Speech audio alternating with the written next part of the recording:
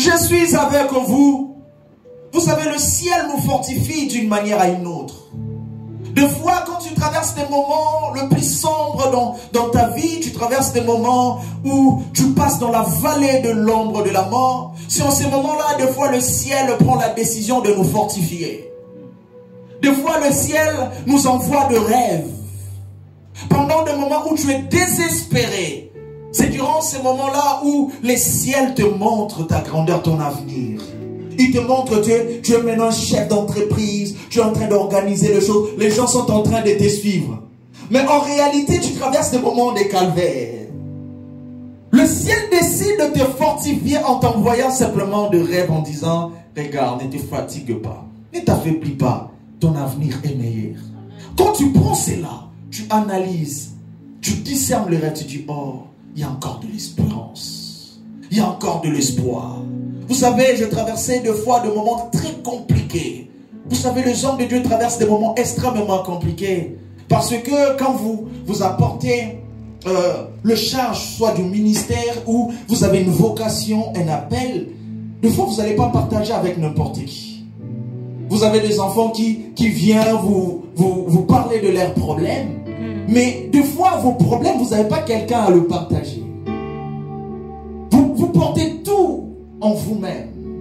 Dans le moment-là, des fois, tu te sens faible. Tu dis, oh Seigneur, qu'est-ce que je... Pourquoi moi? Pourquoi ceci? Des questionnements.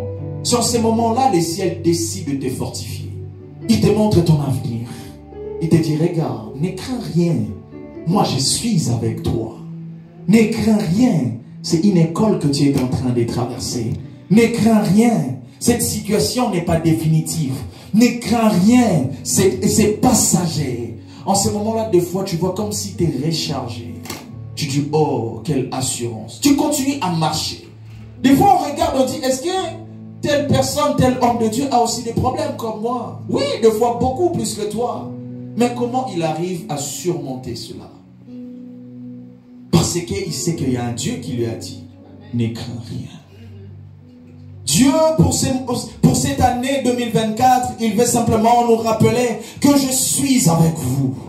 Ne craignez rien. Même quand vous marchez dans l'ombre, dans la vallée de l'ombre de la mort, ne craignez rien parce que je suis avec vous. Oh Dieu, tu es avec moi, mais pourquoi je me retrouve dans la vallée? Dieu te dira, la vallée est inévitable pour ceux qui sont appelés à la grandeur. La vallée est inévitable. Comment toi tu veux être grand, mais tu refuses la vallée? Tu veux être grand, mais tu refuses d'être trahi. Demandez à tous ceux qui sont aujourd'hui dans la sommité, qui sont des sommités dans la société, ils vous diront combien ils ont été trahis, combien ils ont été déçus. Ça nous a appris à être de grandes personnes. Ça nous a appris à élargir nos cœurs. Ça nous a appris à aimer encore plus davantage. Alléluia. J'aimerais dire à une personne, la vallée est inévitable. Mais dans la vallée, il est avec toi. Ne crains rien. Ne crains rien. Il est avec toi. Des fois, ça paraît comment beaucoup plus facile en disant à une personne, Dieu est avec toi. Si on dit berger David est chez moi, je veux voir la présence physique du berger David. Quand je parle par exemple avec frère Gilles, j'ai dit non, je suis avec berger David chez moi. Ça veut dire berger David est physiquement chez moi. Mais quand nous disons des fois, maman Lina, Dieu est avec toi, là, ça demande toute une science, toute une compréhension. Parce que je ne sens pas sa présence physique. Mais comment tu me fais croire qu'il est avec moi? Alléluia.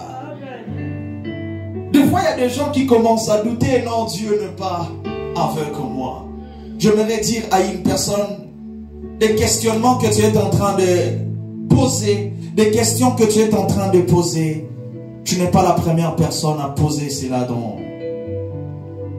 dans l'humanité. Il y a beaucoup de gens qui ont posé les mêmes questions. Pourquoi telle situation? Pourquoi moi? Pourquoi je suis maltraité dans ma propre famille? Pourquoi je mérite telle chose dans le mariage? Pourquoi je mérite ceci? Pourquoi la vie est si compliquée? Pourquoi les autres obtiennent telle chose beaucoup plus facilement, mais pourquoi pas moi? Bien-aimé, parce que tu n'es pas les autres, tu es toi, ta vie est différente. Je ne sais pas, quelqu'un m'a pas compris. Je dis parce que ce toi, Dieu décide autrement. Il y a d'autres personnes, Dieu ne veut pas que leur gloire, leur réussite soit partagée avec les autres. Il permettra, maman, au fait que tu galères, que personne ne vienne à ton aide. Parce que Dieu ne veut pas, quand le frère Gabriel fera quoi que ce soit, il commence à se dire grâce à moi. Ce sont des gens qui ont des grandes destinées. Des fois, ils sont rejetés